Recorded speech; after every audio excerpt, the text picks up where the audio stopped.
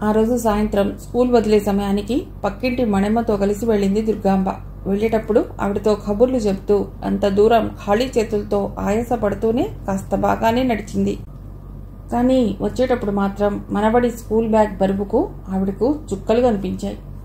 పొడుగ్గా సన్నగా రివటలా ఉన్న మణెమ్మ మాత్రం తన మనవడి బ్యాగ్ పట్టుకుని అవలీలగా బాగానే నడుస్తోంది. కానీ దుర్గాంబకు మాత్రం చాలా కష్టమైంది ఆ బ్యాగ్ మోయటానికి. ఆయాసపడుతూ రొప్పుతూ నెమ్మదిగా నడవసాగింది. మనవడి పుస్తకాల బ్యాగ్ ఇంత బరువు ఉంటుందని ఆవిడ ముందుగా ఊహించలేకపోయింది. వాళ్ళ వెనకాల సూరిబాబు, వెంకట్ ఉల్లాసంగా ఎగురుతూ గెంతుతూ కబుర్లు చెప్పుకుంటూ వస్తున్నారు ఖాళీ చేతులతో. ఇంత చిన్న పిల్లవాడికి ఇన్నేసి కేజీల బరువున్న పుస్తకాల ముదనష్టపు వెధవలు అంటూ మండిపడుతూ ఆ బడిపంతులని ప్రభుత్వాన్ని కసిగా తిట్టిపోసింది దుర్గాంబ ఇంటికొచ్చాక. ఆ తర్వాత ఓ 4-5 రోజుల్లో ఆ బరువు అలవాటైపోయింది దుర్గాంబకి.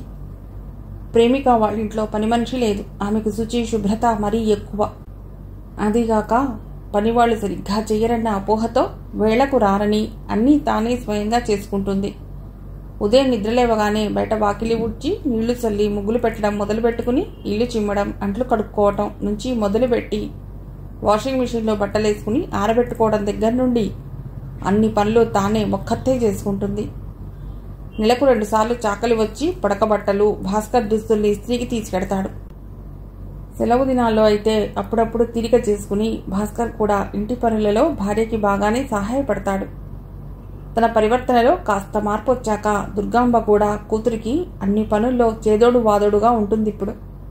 కూతుర్ని పక్కకి జరిపి ఓ ఆదివారం పూట వంట పనిని కూడా ఇక తన చేతిలోకి తీసుకుంది దుర్గాంబ. ఆ రోజు మధ్యాహ్నం భోజనాల సమయంలో, అయ్యో పరంధామా, అమ్మమ్మ ఇంత బాగా వంట చేస్తుందని నాకు ఇంతవరకు తెలియదు. వెరీ గుడ్ అమ్మమ్మ, మామిడికాయ పప్పుని ఎంతో టేస్టీగా వండావు అంటూ సూరి తెగ మెచ్చుకున్నాడు వాళ్ళమ్మమ్మని. సూరి అన్నది అబద్ధం కాదత్తయ్య గారు, ఈరోజు మీ వంటలన్నీ వెరైటీగా చాలా బాగున్నాయి అంటూ అల్లుడు గారి నుండి కూడా ప్రశంసలు వచ్చేసరికి దుర్గాంబ సంతోషంతో ఉక్కిరిబిక్కిరైపోసాగింది. అయితే ఇన్నాళ్ళు తిన్న నా చేతి వంట బాగోలేదనేగా మీ తండ్రి కొడుకుల మాటలకు అర్థం అంటూ కాస్త కినుకు ప్రదర్శించింది ప్రేమిక. అయ్యో పరంధామా, నీ వంట బాగోలేకపోవడం ఏమిటి పిచ్చిదానా, ఎంతో రుచికరంగా వండుతావు అన్నీను అంటూ ఆవిడ కూతుర్ని మెచ్చుకుంది. నిజంగా నేను నీ అంత బాగా వండలేనే అమ్మా, ఈరోజు నీ వంటకాలన్నీను చాలా చాలా బాగున్నాయి సంతోషంతో అంటూ ప్రేమిక కూడా తల్లిని నిండు మనసుతో మెచ్చుకుంది. తల్లిలో వచ్చిన ఈ మార్పు తాత్కాలికంగా కాకుండా ఎప్పటికీ ఇలాగే ఉండాలని ఆ భగవంతుని మనస్సులోనే పదే పదే వేడుకుందామే. తల్లికి తెలియకుండా రాత్రులు పడుకునేందుకు గదిలోకి వెళ్ళాక తమ్ముడితో చాలాసేపు మాట్లాడేది. ఫోన్ చేసి తల్లికి సంబంధించిన వార్తలన్నీ ఎప్పటికప్పుడు తమ్ముడితో మాట్లాడి చర్చించేది. లేకపోతే రమణే రాత్రులు ఫోన్ చేసి అన్ని విషయాలు కూలంకషంగా మాట్లాడేవాడు ఆప్యాయంగా అక్కతో. ఓ ఆదివారం పూట అమ్మమ్మ మనవడు ఇద్దరూ కలిసి పెరట్లోని ఖాళీ జాగాలోని చెట్టు చేమ గడ్డి పీకేసి మట్టిని చదును చేసి గుణపం తీసుకుని శుభ్రంగా తవ్వుతున్నారు. అది చూసి భాస్కర్ వాళ్ళకి సాయంగా వెళ్లి తాను ఓ చెయ్యి వేశాడు. ఏం వేస్తావే అమ్మా అందులో? ఉతికిన బట్టల్ని తీగపై ఆరవేయడానికి వచ్చిన ప్రేమిక అది చూసి అడిగింది. కొన్ని ధనియాలు చల్లుతాను, రోజు మనకి చారులోకి కూరలోకి ఘుమఘుమలాడే తాజా కొత్తిమీర పనికొస్తుంది. దోసటి ధనియాలు వంటిలో నుండి తెచ్చి చల్లింది ఆవిడ. పైన మట్టి కప్పాక సూరి మగ్గుతో నీళ్లు కొంచెం కొంచెంగా చిలకరిస్తూ, అమ్మమ్మ ఇవి ఎన్ని రోజులకి బేబీ ట్రీస్ అవుతాయి అని అడిగాడు. వాడి ప్రశ్నకు పక్కున నవ్వుతూ, బేబీ ట్రీస్ కాదురా, తెలుగులో మొలకలు అనాలి అంది తల్లి. ఏదో ఒకటిలే, ఎన్నాళ్ళకు వస్తాయమ్మమ్మ వాడు మళ్ళీ అడిగాడు. వారం రోజులకల్లా మొలుస్తాయిరా, రేపు ఆ పక్క కూడా తవ్వి అక్కడ మెంతులు చల్లుదాం అంటూ దుర్గాంబ మట్టి చేతుల్ని కడుక్కోసాగింది. అమ్మమ్మ మనవడికి మధ్య సఖ్యత బాగా కుదిరింది. వాడికి ఇష్టమని ఓ రోజు కజ్జికాయలు, మరో రోజు పెసరపప్పు జంతికలు చేసి పెట్టింది దుర్గాంబ. నోట్లో వేసుకుంటే కరకరలాడుతూ ఇట్టే కరిగిపోతున్నాయి. జంతికలు మమ్మీ చేస్తే ఇంత రుచికరంగా ఉండవమ్మమ్మా అంటూ దుర్గాంబని తెగ మెచ్చుకుని, రేపు స్కూల్కి వెళ్ళేటప్పుడు కొన్ని బాక్స్లో పెట్టి మా ఫ్రెండ్స్కి పెడతాను అని చెప్పాడు. ఆ రోజు రాత్రి 7ంటికి టీవీ ఆన్ చేసి జీ ఛానల్ పెట్టి, రా అమ్మమ్మ నీకు ఇష్టమైన చిన్న కోడలు సీరియల్ చూద్దు గాని అంటూ ఆవిడ చెయ్యి పట్టుకుని సూరిబాబు ముందు గదిలోకి తీసుకెడుతున్నాడు ప్రేమగా. ఆ దృశ్యం చూసిన ప్రేమిక అమ్మమ్మ మనవడి మధ్య కలిగిన అన్యోన్యతకు ముసిముసిగా నవ్వుకోసాగింది. ఇంట్లో పనిభారం, వంట పని సగానికి పైగా తగ్గిపోవటంతో ఎన్నాళ్ల నుండో అనుకుంటున్న ఎంఎస్సీలో మిగిలిపోయిన బాటనీ పేపర్ రాయటానికి ఇదే తగిన సమయం అనుకుంది ప్రేమిక. ముందుగా భర్తతో, తల్లితో ఈ విషయం చెప్పి వారి అనుమతితోనే ఎగ్జామ్ ఫీజు కూడా కట్టేసి ఇంటిని తల్లికి అప్పగించి పూర్తిగా చదువులో పడిపోయిందామె. అన్ని పనులు దుర్గాంబ ఒంటి చేత్తో చేసుకుంటూ శారీరక శ్రమ వలన అనుకున్న దానికంటే ఎక్కువే లావు తగ్గిపోసాగింది. ఓ రోజు సూరి మినపవడలు అడిగాడని పప్పు నానబోసింది దుర్గాంబ. పెరట్లో వంటింటి గోడకి ఆనుకుని ఇన్నాళ్ల నుండో వాడకుండా ఉన్న రోలును శుభ్రంగా నీళ్లు పోస్తూ 1కి 2 సార్లు కడిగింది. నానిన మినపప్పు గిన్నె తీసుకుని చిన్న స్టూల్ లాంటి ఎత్తైన పీట మీద కూర్చుని రోట్లో పప్పు వేసి రుబ్బురోలుతో గిరగిరా రుబ్బసాగింది. అయ్యో అమ్మా, రోట్లో ఎందుకే, గ్రైండర్లో వేయపోయావా? అది చూసిన ప్రేమిక ఆశ్చర్యంగా అడిగింది తల్లిని. గ్రైండర్లో వేస్తే వడలు బాగా రావే, ఇలా రోట్లో వేసి రుబ్బురోలుతో రుబ్బిన పిండితో చేసిన గారెలు మెత్తగా పువ్వుల్లా ఉంటాయి అమ్మాయి అంటున్న తల్లి వంక విస్మయంగా చూడసాగిందామె. ఇలా కష్టించి ఒళ్ళు వంచి పనిచేయటం వలన ఆవిడ శరీరంలోని కొవ్వు బాగానే కరగసాగింది. ఆ ఒక్కరోజే కాదు, దోసపిండి, ఇడ్లీ పిండి అన్నీ ఆ రోట్లోనే రుబ్బసాగిందావిడ. శారీరక ఆరోగ్యం, మానసిక ప్రశాంతత ఈ రెండు మనిషి జీవితానికి నాడు ఎంతో ముఖ్యమైనవి అన్న నగ్న సత్యం తెలియటానికి దుర్గాంబకు చాలా కాలమే పట్టిందని చెప్పాలి. పక్కింటి మణిమతో పాటు అప్పుడప్పుడు గుళ్ళకి వెళ్లి పురాణ కాలక్షేపాలు, యోగా, ధ్యానం చేయటం వల్ల కలిగే లాభాలు మున్నగు విషయాలకి సంబంధించిన అవి ఇవి ప్రసంగాలు వింటూ మనసుని కాస్త ప్రక్షాళన చేసుకుంటోంది ఇప్పుడిప్పుడే. ఓ రోజు మణమ్మ, దుర్గాంబ కలిసి తమ ఇళ్లకు దగ్గరలోనే ఉన్న రామాలయానికి పురాణ కాలక్షేపం కోసం వెళ్లారు.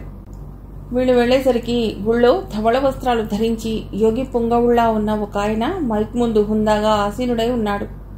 తెల్లటి పొడుగాటి గడ్డంతో మెడలో పెద్ద పెద్ద రుద్రాక్షమాల 2 వరుసలుగా నిండుగా వేసుకున్నాడు. నుదుట విభూతి రేఖలు అడ్డంగా దిద్దుకున్నాడు. ఆయన కళ్లలో నిజంగా ఏదో తేజస్సు కదలాడుతోంది. ఆయన ప్రసంగాలు అప్పుడప్పుడు ఉదయం పూట టీవీ కార్యక్రమాలలో వస్తుంటాయి కూడాను. ప్రస్తుతం ఆయన ధ్యానానికి సంబంధించిన విషయాలేవో వివరిస్తున్నాడు. ముఖ్యంగా మన మనస్సుని ఎలా అదుపులో పెట్టుకోవాలో వివరంగా చెప్తున్నాడు. కంటికి కనిపించకుండా ఉండే మనస్సు మనిషిని ఓతిలా ఆడిస్తుంది. మనిషిలోని కోరికలకు, మంచి చెడులకు, సర్వమునకు మూల కారణం మన మనస్సే. మన మనస్సును ప్రశాంతంగా ఉంచుకోవాలంటే దాన్ని అనుక్షణం పరిశీలిస్తూనే ఎప్పటికప్పుడు అందులో పుట్టుకొచ్చే చెడ్డ ఆలోచనలు బయటికి వెళ్ళగొడుతూ ఉండాలి. ఆ విధంగా హృదయ ప్రక్షాళన చేస్తున్నప్పుడు సుఖశాంతులకు, సంతృప్తికి, దివ్య భావాలకి మన మనస్సులో చోటు కలుగుతుంది. ఇలాంటి సమయాలలో గొప్ప గొప్ప మహానుభావుల సద్బోధనలు, సత్సంగాలు బాగా ఉపయోగపడతాయి. మంచి మంచి భావనలకు మన మనస్సు ఎప్పుడూ తలుపులు తెరిచే ఉండాలి. అలా ఏకాగ్రత సాధించగలిగిన మనస్సుతో మనం చేసే ప్రతి కార్యంలో అఖండ విజయం కలుగుతుంది. వ్యక్తిత్వ వికాసానికి సంపూర్ణమైన పరిపూర్ణత అందజేయగలదు. మనస్సును అదుపులో పెట్టుకోగలిగిన వారే ఇంద్రియాలను జయించి సత్యమై శాశ్వతమైన ఆనందానుభూతులను పొందగలుగుతారు. కాబట్టి శ్వాస మీద ధ్యాస పెట్టి ధ్యానించాలి. అపారమైన ప్రాణశక్తి మనలో ధారాళంగా ప్రవహిస్తుంది. ధ్యానం చేయడం వలన ఆధ్యాత్మిక వికాసం మెరుగవుతుంది. నిరంతరం సాధన చేస్తూనే గడపాలి. మనస్సులోని మాలిన్యాన్ని ఎప్పటికప్పుడు ప్రక్షాళన చేసుకుంటూ లోలోన సంభవించే మార్పులను గమనిస్తూ ఆ ఏకాగ్రతతోనే శౌశీల్యాన్ని పెంపొందించుకుని సమాజానికి పనికి వచ్చే సేవ చేసే మనుష్యులుగా మారాలి. లక్ష్య సాధనలో అంచెలంచెలుగా ఎదుగుతూ పోవాలి. మన చుట్టూ ఉన్న వాళ్లకు కూడా ధ్యానానికి సంబంధించిన విషయాలు చెప్తుండాలి. దానివల్ల కలిగే ప్రయోజనాలు 10 మందికి వివరించాలి. ధ్యానయోగం ద్వారా మన విశాల హృదయ క్షేత్రంలో విస్తారమైన ప్రాణశక్తి ప్రవహిస్తూ ప్రపంచమంతా ప్రేమమయంగా కనిపించాలి. మనలో క్షమాగుణం పెరిగిపోయి చెడు అన్నది కనిపించకుండా మటుమాయం అవుతుంది. ఇతరుల పట్ల జాలి, కరుణ మన హృదయాంతరాలలో నిండిపోతుంది. మనిషి ధ్యాన దీక్షలో పరిపక్వత నొందాలి. ఆధ్యాత్మిక సాధన పట్ల మీలోని అనురక్తికి, ఆసక్తికి ప్రారంభంగా గురువులు అనుగ్రహించిన ధ్యాన సంపదను నేనిప్పుడు మీతో పంచుకుంటాను. ప్రస్తుతం మనమందరం శ్వాస మీద ధ్యాస పెట్టి ధ్యానం చేద్దాం అంటూ ఆయన కళ్ళు మూసుకుని పద్మాసనంలో కూర్చుని చేతివేళ్లను మరో చేతిలో దూర్చుకుని మౌనదీక్షలో కూర్చున్నాడు. సాధకులు కూడా ఆయనలాగానే మౌనంగా కళ్ళు మూసుకుని నిశ్చలంగా కూర్చుని ధ్యానం చేయడం మొదలెట్టారు. అలా గుళ్ళో మొదలైన ధ్యాన కార్యక్రమంలో పాల్గొన్న దుర్గాంబకి అదెంతో మనస్సుకి హాయినిచ్చినట్లయింది.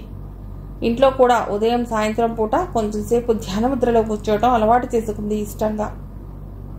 ఇక్కడెక్కడో దగ్గరలోనే ఉచిత ధ్యాన శిక్షణ కేంద్రం ఉందిట. మణిమతో పాటు నేను కూడా సాయంత్రం పూట అలా వెళ్ళి వస్తానే అమ్మాయి అని అడుగుతున్న తల్లి వంక ఇంతగా చూడసాగిందామె. త్వరితగతిలో తన తల్లిలో ఇంతటి అద్భుతమైన మార్పును గమనించిన ప్రేమిక సంతోషంగా తప్పకుండా వెళ్ళమ్మా అని ఒప్పుకుంది. మమ్మీ మమ్మీ టీవీ చూస్తున్న మీనాక్షి మాట్లాడలేదు. పూర్తిగా ఆవిడ అందులో లీనమై ఉంది. మమ్మీ నిన్నే మరోసారి గద్దించినట్లుగా పిలిచాడు ధర్మేంద్ర. ఏంట్రా కొడుకు వంక అసహనంగా చూసిందామె. దీపిక నిన్ను బాగానే చూసుకుంటుందా? బాగా అంటే వంట వండుతుంది, భోజనానికి నాకన్నీ అందుబాటులో ఉంచెడుతుంది. మా ఇద్దరి మధ్య అంతగా మాటలే ఉండవు. తను జాబ్కి ఎన్నింటికి వెడుతుంది? 8ంటికి వెళుతుంది. సాయంత్రం మళ్ళీ ఎన్నింటికి వస్తుంది? ఉదయం 8 గంటల నుండి సాయంత్రం 5 వరకు ఆమె డ్యూటీ అయిపోయి ఇంటికి వస్తుంది. అసలు దీపిక చేసే జాబ్ ఏంటి మమ్మీ? భార్యాభర్తలిద్దరూ డాక్టర్స్ అట, ఇండియన్స్ అట. వాళ్ళకో బాబు ఉన్నట్ట. ఆ డాక్టర్ మన బిట్టుకు బాగా తెలిసిన ఆయనట. తానే మాట్లాడి వాళ్ళ ఇంట్లో బేబీ సిట్టర్గా దీపికని పనిలో పెట్టాడు. రాజేంద్రకు తల్లి పెట్టుకున్న ముద్దు పేరు బిట్టు. మరిక ఆమెతో నీకేం ఇబ్బందులు లేవు కదా? టైంపాస్కు ఇదిగో టీవీ ఉంది, ఇబ్బందులేం లేవురా ధర్మ. అప్పుడప్పుడు నీతో జీతుతో ఫోన్ చేసి మాట్లాడుతుంటాను. ఒంటరితనంతో ఫీల్ అవుతూ ఉంటాను ఒక్కోసారి. నాకు మీ ఇద్దరి పెళ్లి చింతే ఎక్కువగా ఉంది. నీవు జితేంద్ర ఓ ఇంటి వారైతే నాకు చూడాలని ఉందిరా. నా కోరిక తీరుతుందో లేదో మరి. తల్లి నోట్లో నుండి పెళ్లి మాట రాగానే ధర్మేంద్ర చాలా చిరాకు పడ్డాడు. 60 ఏళ్లు పైబడ్డ మీనాక్షి ఆరోగ్యం అంతంత మాత్రమే. 4 రోజులు బాగుంటే వారం రోజులు పడకేస్తుంది. బాగుంటే మాత్రం తన పనులు తాను చేసుకుంటుంది స్వయంగా. పెద్ద కొడుకు రెండవ భార్యగా దీపిక వచ్చాక కృష్ణవేణిలా ఈమెను కూడా బాగా సతాయించి బాధకు గురి చేయటానికి అదను కోసం చూస్తూ ఉంది. రాజేంద్ర ఇంట్లో లేనప్పుడు చూసి ఒక్కసారి దీపిక మీద కూడా అమాంతం విరుచుకు పడుతుంది కోపంగా. దానికి కారణం అంటూ ఏది ఉండేది కాదు. టీ చల్లగా ఉందనో, కూరలో కారం ఎక్కువైందనో, చాలా చిన్న విషయానికి పెద్ద రభస చేసేది. ఆవిడ ఏమన్నా దీపిక పెద్దగా పట్టించుకునేది కాదు. కొత్త పెళ్ళ మోజులో మీ అన్నకు కొత్త బిచ్చగాడు పొద్దెరగడు అన్నట్లుగా ఉంది వ్యవహారం. వెళ్లారుగా మొగుడు పెళ్ళాలు హనీమూన్ అంటూ చేతులు తిప్పుతూ చెప్తోంది కొడుకుతో ఆవిడ. తల్లితో ఇంకేదో మాట్లాడబోతున్న ధర్మేంద్ర చూపు ఒక్కసారిగా అనుకోకుండా హఠాత్తుగా ఎదుటి గోడపై పడింది. అక్కడ పూలదండ వేసి ఉన్న తండ్రి ఫోటోకి కాస్త దూరంలో ఉన్న నూనుగు మీసాల కుర్రవాడి ఫోటో చూసి చూడగానే అతడు తల్లిపై దూర్వాసుడిలా మండిపడ్డాడు. మమ్మీ వీడి ఫోటో ఇక్కడ మన ఇంట్లో ఎందుకుంది? ఎవరు పెట్టారు? తీసి అవతల పాడాయి. కోపోద్రేకంతో గట్టిగా అరిచినట్లుగా అన్నాడు. ఉండనీరా, బిట్టు పెట్టుకున్నాడు కొడుకు ఫోటోని. వల్లభ అంటే నాకు కూడా ఎందుకో ప్రేమేరా. వాడచ్చం తాత పోలికల్ని పుడికి పుచ్చుకున్నాడు అని నవ్వుతూ మీనాక్షి మనవణ్ణి గుర్తు చేసుకుంది. వాళ్లతో సంబంధ బాంధవ్యాలు పూర్తిగా తెగిపోయి విడిపోయాక ఇక వాడి ఆ ఫోటోని ఎందుకు పెట్టుకున్నాడు? తీసి అవతల పాడేయక ఆవేశంగా ఆగ్రహంగా గట్టిగా మళ్లీ ఓ మార అరిచాడతడు. అప్పుడే బర్మింగం నుండి జితేంద్ర రావటంతో కొంచెం ధర్మేంద్ర కోపం తగ్గిపోయింది. మమ్మీ ఎలా ఉన్నావు? తల్లి దగ్గరికి వెళ్లి ఆప్యాయంగా పలుకరిస్తూ 2 చేతులతో ఆవిడ్ని చుట్టేసి ప్రేమగా దగ్గరికి తీసుకున్నాడు జితేంద్ర. బాగున్నాన్రా జీతు అంటూ ఆవిడ ఆనందంగా కొడుకు నుదిరిపై ముద్దు పెట్టింది. ప్రేమ వాత్సల్యం కళ్లల్లో కదలాడగా పిత్రార్జితమైన ఆ ఇంట్లో తాము చిన్నప్పటి బాల్య స్మృతులను గుర్తుకు తెచ్చుకుంటూ కిందంతా కలియతిరిగి పైకి కూడా వెళ్లి అన్ని రూమ్స్ చుట్టొచ్చాడు జితేంద్ర. దీపిక వచ్చినప్పటి నుండి ఈ ఇల్లు మళ్లీ మునుపటి జీవకళ సంతరించుకున్నట్లుగా అనిపించింది అతడికి. ఏ రూంలోకి వెళ్లినా ఎక్కడి సామాన్లు అక్కడ నీట్గా సర్ది ఉంచి పరిశుభ్రంగా అగుపిస్తుంది. కిచెన్ కూడా నీట్గా ఉంది. టీ పెట్టుకుని తాగేందుకు వంటింట్లోకి వెళ్ళినప్పుడు గమనించాడు జితేంద్ర. కప్పులు, గ్లాసులు, ప్లేట్స్, గిన్నెలు అన్నీ తళతళలాడుతున్నాయి. అద్దాల అల్మరాలలో హుందాతనంతో సహృదయంతో మాట్లాడే దీపిక అంటే ఎంతో గౌరవ మర్యాదలిస్తాడు జితేంద్ర. ఒరే జీతు, నీకిది తెలుసా? టీ తాగుతున్న కొడుకుతో కొంచెం గుసగుసగా అంది మీనాక్షి. ఏటి మమ్మీ? దీపిక బేబీ సిట్టర్గా పనిచేసే ఆ డాక్టర్ గారింటికి ఎదురుగుండా ఉన్న ఇంట్లోనే మన కృష్ణవేణి వాళ్ళు ఉంటారట. ఈ విషయం మీ అన్న ఈవిడ గారికి చెప్పాడో లేదో మరి. ఇందులో పెద్దగా ఆశ్చర్యపోవాల్సిన అవసరం ఏముంది? వాళ్ళకి మనకి అంతగా సంబంధాలు లేవు కదా ప్రస్తుతం. ఎంత విడిపోయినా ఆ రక్త సంబంధం ఎక్కడికి పోతుందిరా? మొన్న మధ్య నాకు ఒంట్లో బాగోలేకుంటే బామ్మని చూస్తావంటూ పిల్లలిద్దరూ వచ్చారు ఇక్కడికి. మీనాక్షి సంతోషంతో చెప్తూ ఉంటే ధర్మేంద్ర మాత్రం గుడ్లురిమి చూస్తూ తల్లిపై మండిపడ్డాడు. ఎందుకు రానిచ్చే వాళ్ళని ఇంట్లోకి? ఊళ్ళో ధర్మ. జితేంద్ర చాలా అసహనంగా చూశాడు తమ్ముడి వంక. సెంట్రల్ లండన్లో యూరో మాస్టర్ ట్రైన్ ఎక్కి 2-2.5 గంటలు ప్రయాణం చేయాలి యూరప్కు వెళ్ళటానికి. ఈ ట్రైన్ కొంచెం దూరం సముద్రంలోని టర్నల్ నుండి ప్రయాణిస్తుంది. అలా ఆ ట్రైన్లో క్షేమంగా యూరప్ చేరుకున్నారు రాజేంద్ర, దీపిక. ఫ్రాన్స్కు రాజధాని ప్యారిస్. అందమైన నగరం అది. మ్యూరియట్ హోటల్స్ ముందుగానే రూమ్ బుక్ చేసుకున్నాడు. ఆ తర్వాత వారిద్దరూ open top red, blue tourism బస్సులలో నగరమంతా తిరిగి చూశారు. దీపికకు బహు సుందరమైన ప్యారిస్ నగరం తెగ నచ్చింది.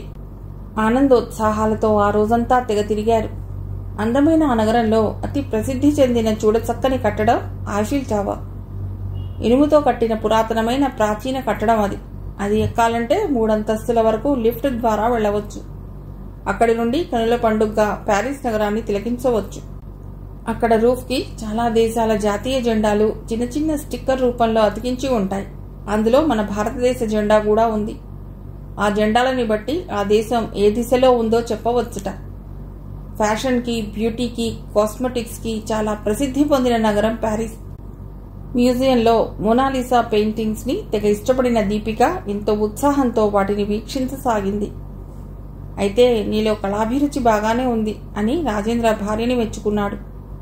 దేశ దేశాలకి సంబంధించిన శిల్ప సంపద అక్కడ చూశారు. రమణీయంగా ఉన్న ఆ సుందర శిల్పాన్ని నిండైన మనసుతో, మనోనేత్రంతో ఆస్వాదిస్తున్న దీపిక హృదయం నూతనోత్సాహంతో ఉల్లాసంగా ఊయల్లూగసాగింది. పిల్లలు తెగ ఇష్టపడే డిజ్నీ వరల్డ్ కూడా వెళ్లి చూసొచ్చారు. బీచ్కెళ్లి సముద్రంలో తిరగాలన్న కోరికతో చక్కగా బోట్ షికార్ కూడా చేశారు దీపిక, రాజేంద్రలు. అక్కడ వాళ్ళ డబ్బుల్ని యూరోస్ అంటారు. ఈవినింగ్ టైంలో లైట్ షో జరుగుతుంది అక్కడ. ఐఫిల్ టవర్ ఆ రంగురంగుల వెలుగు జిలుగుల్లో దేదీప్యమానంగా ప్రకాశిస్తుంటుంది. లండన్లో అతిపెద్దదైన థేమ్స్ నదిలా ప్యారిస్లో కూడా నీన్షా నది నిండుగా ప్రవహిస్తుంటుంది. అక్కడంతా ఫ్రెంచ్ భాష మాట్లాడతారు. దీపికకు ఫ్రెంచ్ భాష వచ్చు కాబట్టి షాప్ల వాళ్ళతో చక్కగా నవ్వుతూ మాట్లాడుతూ వస్తువుల్ని బేరం చేస్తూ ఒక్కొక్కటి కొనసాగింది. మనీషా, నిహార్లకు, జితేంద్ర, ధర్మేంద్రలకు పర్ఫ్యూమ్స్, పర్సులు ఇంకా ఏమిటేమిటో కొంటూనే ఉంది. రాజేంద్ర కూడా కొన్ని వస్తువులు ఖరీదు చేశాడు. ఇవి ఎవరికి? దీపిక అడిగింది. మున్ని కోసం కొన్నాను, రాజేంద్ర నవ్వుతూ చెప్పాడు. ఓ వెరీ గుడ్, ఇదిగో ఇవి కూడా తీసుకో అంటూ మరో 2-3 వస్తువులను అతడితో మున్ని కోసం కొనిపించింది. చెవులకు పెట్టుకునే పెద్ద పెద్ద రింగ్స్, రాళ్లతో మెరుస్తున్న హ్యాంగింగ్స్ మరో జత. రాజేంద్ర కూతుర్ని బాగా ముద్దు చేసేవాడు చిన్నప్పుడు. ఇప్పటికీ కూడా కూతురంటే ప్రాణమతడికి. ప్రతిరోజు ఒక్కసారైనా ఫోన్ చేసి మాట్లాడుతూ వాళ్ళ యోగక్షేమాల్ని అడిగి కనుక్కుంటుంటాడు. కొడుకు వల్లభ్ కూడా అంతే, తండ్రిని బాగా లైక్ చేస్తాడు. పిల్లలిద్దరూ ఇప్పటికీ తండ్రి పట్ల బాగానే ప్రేమానురాగాల్ని కురిపిస్తారు. కానీ భార్య కృష్ణవేణి మాత్రం అంటీ ముట్టనట్లుగా ఉంటుంది. తాము విడిపోయాక వాళ్ళని కట్టడి చేయాలని ప్రయత్నించి విఫలురాలైంది. ఇంట్లో కూడా తండ్రి ఊసెత్తకుండా వాళ్ళు ఉండలేరు. ఒకప్పుడు ఈ ప్రాంతాన్ని పరిపాలించిన రాజు తన విజయానికి ప్రతీకగా కట్టించిందిట ఈ ఆర్చ్ అని చెప్పాడు ఆమెతో రాజేంద్ర. అవునా, బహు చూడచక్కగా ఉంది అంటూ ముందుకు సాగింది రాజేంద్ర చేయి పట్టుకుని. తిరిగి తిరిగి చాలా షాపింగ్ చేశారు వాళ్ళు. సువిశాలమైన రోడ్లు పర్యాటకులకు ఎందులోనూ లోటు కనిపించదు. Hello, good morning. Very good morning Nihar. ఏమిటి విషయం? ఇంత పెందలాడే ఫోన్ చేశా? నీకు సర్ప్రైజింగ్ న్యూస్ చెప్దామని. అవునా, ఏమిటది? త్వరగా చెప్పు. చెప్తా గానీ ముందు నాకేమిస్తావో చెప్పు. అవతలి వైపు నుండి నిహార్ నవ్వుతూ కవ్విస్తున్నట్లుగా చిలిపిగా అడుగుతున్నాడు. నాకు జాబ్ వచ్చాక నీకు ట్రీట్ ఇవ్వలేదు కదా? ఏదైనా హోటల్లో ఈరోజు ఇద్దరం కలిసి డిన్నర్ చేద్దాం. బిల్ నే పే చేస్తా, ఓకే? ఇప్పుడు చెప్పు, ఏమిటా గుడ్ న్యూస్? ఒట్టి డిన్నరేనా? Nothing dear. మరి ఇంకేం కావాలి? ఫోన్లో నిహార్ గుసగుసగా ఏదో చెప్పాడు. మనీష మొహం క్షణాల్లో సిగ్గుతో ఎర్రబడింది. చీపో, విషయం ఏమిటో త్వరగా చెప్పు నిహార్. నీవు నేను కలిసి మనమిద్దరం అంటూ మాటలు సాగదీస్తూ ఆగిపోతూ మరింత తాత్సారం చేయసాగాడతడు. అబ్బా, చంపుతున్నావు నిహార్. మన ఇద్దరం కలిసి ఎక్కడికైనా పెడుతున్నామా? నీవు తొందరగా చెప్పకపోతే నేను ఇక ఫోన్ పెట్టేస్తాను, బెదిరించింది మనీష. ఆగాగుడియా, అంత పని చేయకు. మన ఇద్దరికి కలిపి ఈ మంత్ లాస్ట్లో ఒకే ప్లేస్లో డ్యూటీ పడింది లక్కీగా. రియలీ? నీవంటున్నది నిజమేనా? నిజం నిషా. మరి ఎక్కడికో అడగమే. ఎక్కడికైనా పర్వాలేదు, నీతో కలిసి డ్యూటీ చేయడం నాకు ముఖ్యం. అదే గొప్ప అనుభూతి నాకు. ఇప్పుడు నా మనస్సంతా సంతోషంతో నిండిపోయింది నేహా. మనమిద్దరం కలిసి డ్యూటీ పరంగా ప్లేన్లో వెళ్లేది ఎక్కడికో తెలుసా? ఎక్కడికి? నువ్వే చెప్పు. లండన్ హీత్రో ఎయిర్పోర్ట్కి. ఆ మాటలు వినగానే ఆమె క్షణం స్తబ్దురాలై ఏం మాట్లాడలేకపోయింది. హలో హలో నిషా, గట్టిగా పిలిచాడు అవతలి వైపున నిహార్. చెప్పు, వింటున్నాను, తన్మయంగా పలికింది. అమ్మయ్య, లైన్లో ఉన్నావా? ఫోన్ పెట్టేశావేమో అనుకున్నాను. మనం అక్కడ లండన్లో ఓ రోజు ఉంటాం. పనిలో పని దీపిక ఆంటీని కూడా అలాగే కలిసి రావచ్చు, ఇద్దరం జంటగా వెళ్ళి. మొన్న మధ్య పార్క్లో నేను చెప్పిన విషయం ఏం చేశావు? ఆంటీకి ఫోన్ చేసి మాట్లాడావా? ఫోన్ చేయలేదు, ఇంకా ఆలోచిస్తున్నాను. ఎందుకో నా మనస్సు ఒప్పుకోవటం లేదు. ఆ విషయంలో డోలాయమానంగా ఉంది ఇప్పుడు నా మనస్సు. ఏం కాదు, కొంచెం కుదురుగా ఆలోచించు. నీలోని వక్రమైన ఆలోచనల్ని పక్కకు పెట్టి కాస్త స్థిమితంగా ఆలోచించు. ఆంటీకి ఫోన్ చేసి మాట్లాడి డ్యూటీ పరంగా మనం ఇద్దరం కలిసి అక్కడికి వస్తున్నట్లుగా ఈ శుభవార్త కూడా నీ నోటి ద్వారానే చెప్పు. ఆవిడ ఆనందోత్సాహాలతో ఉప్పొంగిపోతుంది, మనకి మనస్ఫూర్తిగా స్వాగతం పలుకుతుంది. అక్కడ మమ్మీని కలవటానికి మనకెలా వీలవుతుంది నిహార్? ఎందుకు వీలు కాదు? డ్యూటీ పరంగా మనకిచ్చే హోటల్లో కాక హీత్రో ఎయిర్పోర్ట్కి దగ్గరలో గల ఏదైనా హోటల్లో దిగుదాం మనం. అక్కడికి దీపిక ఆంటీ వస్తారు. లండన్లో వాళ్ళని ఎక్కడ ఎలా కలుసుకోవాలో అదంతా నాకు వదిలే, నేను ప్లాన్ చేస్తాలే.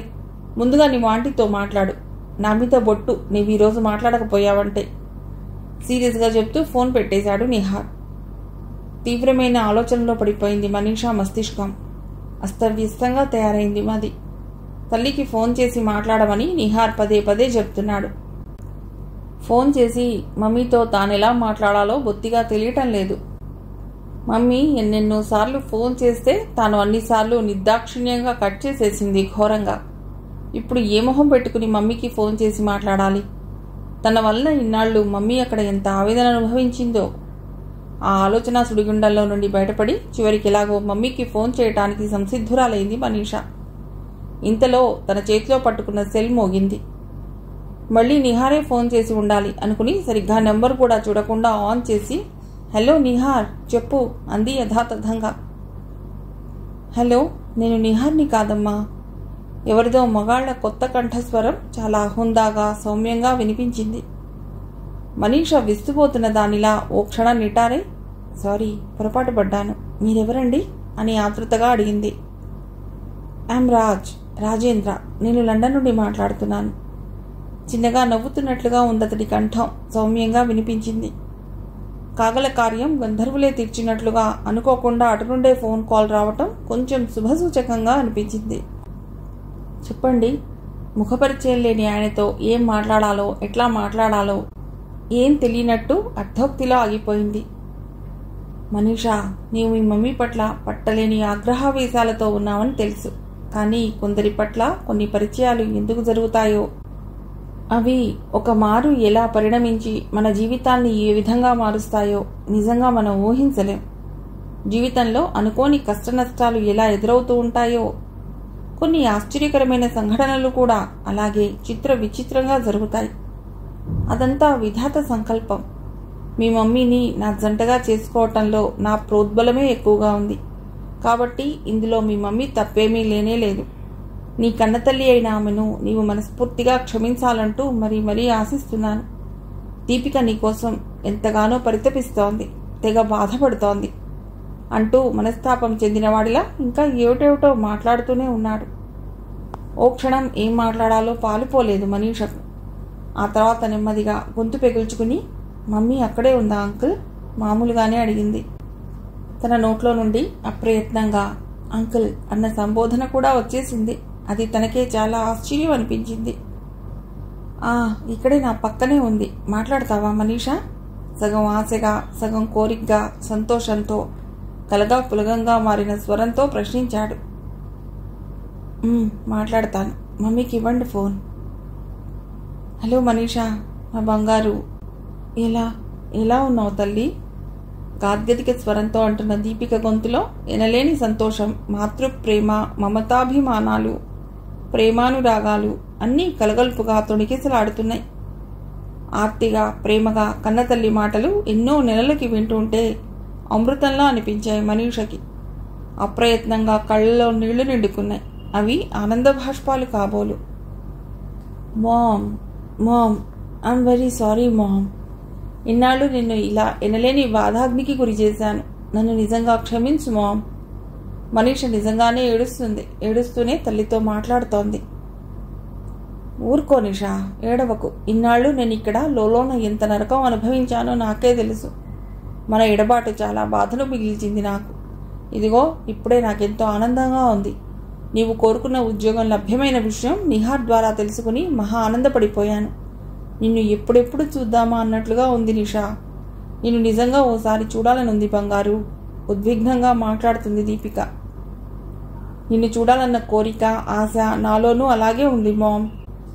అది ఆ భగవంతుడే ఈడేర్చినట్లుగా నేను నిహార్ కలిసి డ్యూటీ చేస్తూ లండన్లో హిత్రో ఎయిర్పోర్ట్కి వస్తున్నాం. ఈ మంత్ లాస్ట్ వీక్లో. ఇందాకనే నిహార్ ఫోన్ చేసి చెప్పాడు. నీవు నేను కలిసే శుభదినం ఇంత త్వరలో వస్తుందని ఊహించలేదు మామ్. నా అంతరాంతరాలలో నీ పట్ల నేను ఏర్పరచుకున్న కాఠిన్యం వెనుక ఎంతటి ప్రేమాతిశయం దాగి ఉందో ఇప్పుడిప్పుడే అర్థమవుతోంది. నీ పట్ల ఇన్నాళ్ళు ఎంతో తప్పుగా ప్రవర్తించాను. నిహారే నాకీనాడు జ్ఞానోదయం కలిగించాడు. నీకెంతో అంతులేని బాధావేదనలను మిగిల్చాను. I'm sorry ma'am. ఇంచుమించు ఏడుస్తున్నట్లుగా గాద్గదిక స్వరంతో అన్నది. మన నుంచి డాడీ దూరంగా వెళ్ళిపోయాక శూన్యంగా మిగిలిన నా మదిలో ఇక్కడికొచ్చాక అనుకోని వింత పరిస్థితుల్లో రాజుతో పరిచయం కలిగి అది ప్రేమబంధంగా మారి పరిణయానికి దారితీసింది. చెట్టుకు రాలిపోయిన ఓ పువ్వు స్థానాన్ని మరో కొత్త చిగురు వచ్చి పువ్వులు వికసించినట్లుగా నాలో నిండుగా ఆశల పందిరి వెల్లివిరిసింది. సుధాకర్ మరణంతో విషాదం అలుముకుని ఉన్న నా జీవితమంతా అంధకారంలోనే మిగిలిపోకుండా ఆనందంతో ఆశల పల్లకీలో నా జీవితం ప్రయాణించే అవకాశం ఆ భగవంతుడే కల్పించాడేమో. ఏది ఏమైనా ఇందులో నా స్వార్థం కూడా ఉందేమో నిషా. అత్తయ్య, మావయ్య గార్ల కుటుంబ గౌరవానికి, వంశ ప్రతిష్టకు భంగం కలిగేలా నేను క్షమించరాని నేరం చేశానేమో. నా గురించి, నా ప్రవర్తన గురించి వాళ్ళేమనుకుంటున్నారు నిషా? తాతయ్య అస్సలు తన మదిలోని భావాలేవి వ్యక్తపరచడు కదా. ఆ విషయంలో ఆయన స్వభావం ఎలాంటిదో నీకు పూర్తిగా తెలుసు కదా మామ్. నీవున్నప్పుడు ఎలా ఉన్నాడో ఇప్పుడు కూడా అలాగే ఉన్నాడు. నానమ్మ మాత్రం మొదట్లో కొంచెం ముభావంగా బాధగా ఉండేది. ప్రస్తుతం తాను కూడా నార్మల్ అయిపోయింది. ఎప్పుడైనా నీ ప్రస్తావన వచ్చినప్పుడు ఎంతో బాధ ఆవిడ మొహంలో ప్రస్ఫుటంగా కనిపిస్తుందంతే. మీ డాడీ మరణంతో మన జీవితానికి కలిగిన కష్ట నష్టాల్ని, దుఃఖాల్ని నిరాశాజనకాలుగా కాకుండా రాను రాను ఉషోదయంలో విరిసే పువ్వుల్లా ఆశాజనకాలుగా మార్చుకోవటానికి ప్రయత్నించాలి నిషా. ఆ కష్టాల, దుఃఖ కెరటాలలో కల్లోలమైన మన మనస్సుల్ని నిర్మలంగా, ప్రశాంతంగా ఉంచుకోవటానికి కృషి చేయాలి నిషా అంటూ ఆ రోజు ఆ తల్లి కూతురులు ఎన్నెన్నో కబుర్లు ఎడతెరిపి లేకుండా చెప్పుకున్నారు. తనివి తీరా ఎంతోసేపు ఒకరిని ఒకరు ప్రేమానురాగాలతో ఓదార్చుకున్నారు. ఏమండి, చెప్పండి, మీ వేళాకోళానికేం గాని ఈ ఆదివారం మీరు పల్లెకి వెడుతున్నారా? లేకుంటే లేదు, ఫోన్ చేసి నేనే కనుక్కుంటాను. నా అవసరం ఏమన్నా ఉండి వెళ్ళాలంటే తప్పకుండా వెళ్ళాలి, లేకుంటే వెళ్ళవలసిన అవసరం ఉండదు. అయితే మనం ఎక్కడికైనా వెడదామండి ఈ వీకెండ్స్. ఎక్కడికో నువ్వే చెప్పు. ఏదైనా ప్లాన్ చేసావా? నా ఎగ్జామ్స్ రాసేసాను. అమ్మ కూడా వంట పని, ఇంటి పనితో ఇన్నాళ్ళు బిజీగా ఉంది. మా అమ్మ వచ్చినప్పటి నుండి ఇంట్లోనే ఉంటుంది. మనం ఎక్కడికి బయటికి తీసుకువెళ్ళలేదు కదా. అలా కాస్త బయట తిరిగేసి వస్తే మనస్సుకి చేంజ్గా ఉంటుందని నా ఉద్దేశం. సరే, మరి ఎక్కడికో నీవే చెప్పు ప్రేమి. మన పక్కింటి మణమ్మ వాళ్ళ కొడుకు, కోడలు అందరూ కలిసి వర్గల్ వెళ్ళి వచ్చారు ఈ మధ్య. అక్కడ సరస్వతీదేవి మందిరం గుట్ట మీద చాలా బాగుందిట. మనం కూడా అక్కడికే వెళ్ళొద్దాం. సూరి కూడా ఎప్పటినుంచో అడుగుతున్నాడు. సరే నీ ఇష్టం, కానీ ఎలా వెళ్ళాలి? మనకిక్కడ వెంకటాపురం ఆల్వాల్ నుండి దగ్గరే. నాకు సరిగ్గా తెలియదు కానీ 12-15 కిలోమీటర్ల దూరం ఉంటుంది కాబోలు. జూబ్లీ బస్ స్టేషన్ నుండి బస్లో వెళ్ళవచ్చు. బస్లో ఎందుకులే, మా ఫ్రెండ్ అడిగి కార్ తెస్తాను, అందులో వెళదాం. భాస్కర్ సంపూర్ణంగా ఒప్పుకున్నాడు. అక్కడికి దగ్గరలోనే రత్నగిరి వెంకటేశ్వర స్వామి ఆలయం కూడా ఉందిట. తిరుపతిలో ఉన్నట్లుగా ఉంటాడట దేవదేవుడు. బిర్లా మందిరంలా తెల్లగా మెరిసిపోతూ బహు సుందరంగా ఉంటుందట. ఆ దేవాలయాన్ని రత్నాలయం అని కూడా అంటారట. సరే ఇంకేం, ఆ ఇద్దరి దేవుళ్ళని సందర్శించుకుని వద్దాంలే అంటూ మళ్ళీ ఇంకోమారు తన అంగీకారం తెలిపాడు భాస్కర్. ముందుగా పల్లెకు ఫోన్ చేశాడు. ఈ వారం కాక మళ్ళీ వచ్చే ఆదివారం రమ్మన్నాడు ఈరన్న. ఆదివారం రానే వచ్చింది. సూరిబాబుకి దుర్గాంబకి చాలా సంతోషంగా ఉంది బయటకు వెళ్తున్నందుకు. కారులో వెళ్తున్నా అని తెలిసేసరికి మరింత మురిసిపోయాడు సూరి. ముఖ్యంగా డాడీ కార్ డ్రైవ్ చేస్తుంటే తాను ముందు సీట్లో తండ్రి పక్కన కూర్చోవచ్చని వాడి ఆశ, మురిపాం. సగం దూరం ప్రయాణం చేశాక ఉన్నట్లుండి సూరి తండ్రినో ప్రశ్న వేశాడు. మనం కారు ఎప్పుడు కొంటున్నాం డాడీ? ఇప్పట్లో నేనేం కొనను. బాగా చదువుకుని పెరిగి పెద్దయి ఉద్యోగం చేస్తూ డబ్బు సంపాదించాక నీవే కొనాలి కారు. భాస్కర్ నవ్వుతూ కొడుక్కి సమాధానం చెప్పాడు. సరే సరే, నేను పెద్దయ్యాక కొంటాలే తాపీగా అన్నాడు సూరి. మెదక్ జిల్లాలోని వర్గల్కి జూబ్లీ మరియు ఇమ్లీబన్ బస్ స్టేషన్ నుండి బస్సులున్నాయి. హైదరాబాద్ నుండి వెళ్ళటానికి వయా షామీర్పేట్, తుర్కపల్లి, ములుగు మీదుగా వర్గల్కి చేరవచ్చు. కొండ మీదున్న అమ్మవారి గుడి బాగా పెద్దదిగానే ఇంకా కడుతూనే ఉన్నారు. గుట్ట మీద ఏర్పరిచిన అమ్మవారి విగ్రహం యాత్రికుల కన్నుల పండుగగా అల్లంత దూరంలో నుండి కనిపిస్తూ భక్తులకు భక్తిభావం కలిగిస్తుంది. కంచి కామకోటి పీఠం వారి ఆధ్వర్యంలో ఈ సరస్వతీదేవి మందిరం వెలిసిందక్కడ. అక్కడే శనేశ్వరాలయం కూడా ఉంది. మెట్లు ఎక్కలేని వారికి గుట్టపైకి 5 రూపాయలు ఇచ్చి లిఫ్ట్లో కూడా వెళ్ళవచ్చు.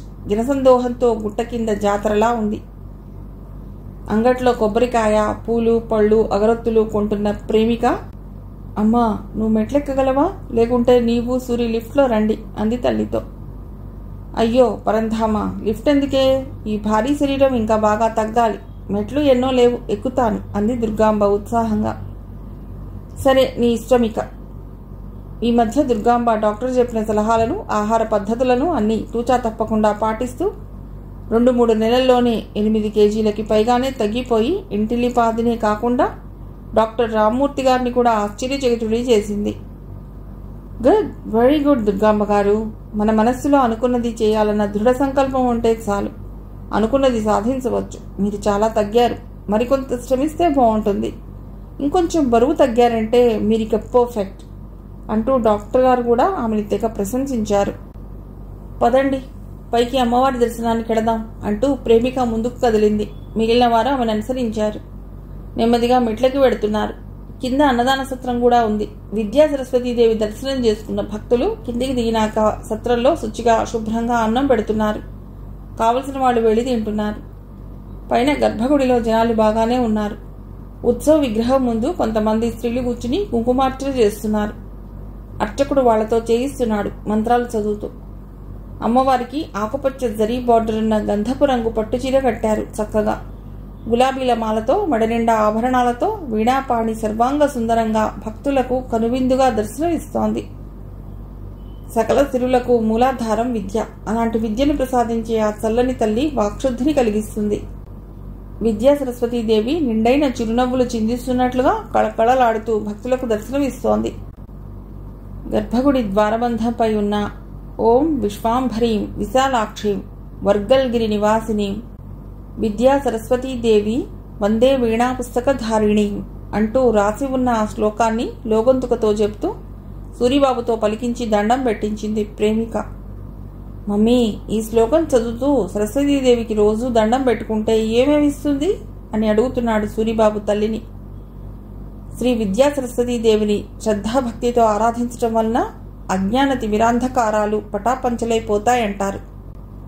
భక్తితో మనం అమ్మవారిని సేవిస్తే ప్రతిభ, ధారణ, స్ఫురణ, చైతన్యం మున్నగు ఇంకెన్నో ఉదాత్తమైన అంశాలను ఆ చల్లని తల్లి విద్యా సరస్వతీదేవి అనుగ్రహిస్తుందని పెద్దలంటారు.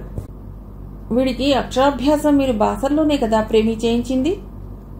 అవునమ్మా, అక్కడే చేశా. నీకు ఇంకా బాగానే గుర్తుందే. గుర్తుండకపోవటానికి ఎన్నో సంవత్సరాలు కాలేదు కదా. నేను కూడా మీ వెంట వచ్చాను కదే బాసరా అంటూ గర్భగుడి దాటుకుని వెనుదిరిగి మెట్లు దిగసాగింది దుర్గాంబ. బాసరలో ఇక్కడ అమ్మవారు ఒకేలా ఉన్నట్లుగా అనిపిస్తుందండి. నాకు తృప్తిగా చూసినట్లుగా అనిపించింది అంటూ భర్త వెనకాలే మెట్లు దిగసాగింది ప్రేమిక. విశాలమైన ఆ గుట్ట మీదనే అమ్మవారి మందిరం, అక్కడి వాతావరణం అన్నీ వాళ్ళకి బాగా నచ్చినాయి. చక్కగా అక్కడే అందరూ కలిసి సత్రంలో భోజనం చేశారు. దేవాలయ కార్యాలయానికి వెళ్లి నిత్యాన్నదాన సత్రానికని కొంత డబ్బు చెల్లించి రసీదు తీసుకున్నాడు భాస్కర్. అమ్మవారి ఫోటో, గాజులు, కుంకుమ, చిన్న చిన్న వస్తువులేవో కొన్నది ప్రేమిక. సూరిబాబు మాత్రం తండ్రి వెనకాలే తోకలా ఉండి తనకి కావలసినవేవో కొనిపించుకుని తృప్తిపడ్డాడు. ఏమండి, ఇక్కడ తాజా కూరగాయలు కూడా చాలా చౌకగా దొరుకుతాయట. చుట్టుపక్కల పల్లెల నుండి తెచ్చి అమ్ముతారట. అదిగో అక్కడ చూడండి, అక్కడంతా సంతలా ఉంది. అక్కడ అన్ని రకాల కూరగాయలు గంపల్లో పెట్టుకుని అమ్ముతున్నారు. వెళ్ళి తీసుకుందామా? భర్తను అడిగింది ప్రేమిక. తీసుకో, కానీ బ్యాగ్ కావాలి కదా, తెచ్చావా మరి? భాస్కర్ అడిగాడు. తెచ్చాను, కారులో ఉంది. మీరో సూరో వెళ్ళి ఆ బ్యాగ్ పట్టుకురండి. అమ్మా పదవే, ముందుగా కూరగాయలు కొందాం అంటూ ప్రేమిక గబగబా అటుకేసి నడవసాగింది. దుర్గాంబకి ఆ తాజా కూరగాయల్ని చూడగానే కడుపు నిండినట్లయింది. ఆ ఆనపకాయల్ని చూడవే, తేటగా నవ్వనవ్వలాడుతున్నాయి. ఆ వంకాయల్ని చూడవే ప్రేమి, చిన్న చిన్నగా, గుండ్రంగా, నల్లగా, నేరేడు పళ్లను గుర్తుకు తెస్తున్నాయి కదూ. వీటితో పూర్ణం కూర వండితే బ్రహ్మాండంగా ఉంటుంది. అన్ని కూరగాయలు తాజాగా ఎంతో బాగున్నాయి. ముఖ్యంగా ఆకుకూరలైతే మరీను ఆనందంగా అంటూ ముందుకు వంగి ఏరుడు కార్యక్రమం మొదలుపెట్టింది దుర్గాంబ. తండ్రి కొడుకులిద్దరూ కార్ పార్క్ చేసిన చోటికి వెళ్లారు బ్యాగ్ తేవటానికి. మిగిలిన కథ తర్వాతి భాగంలో.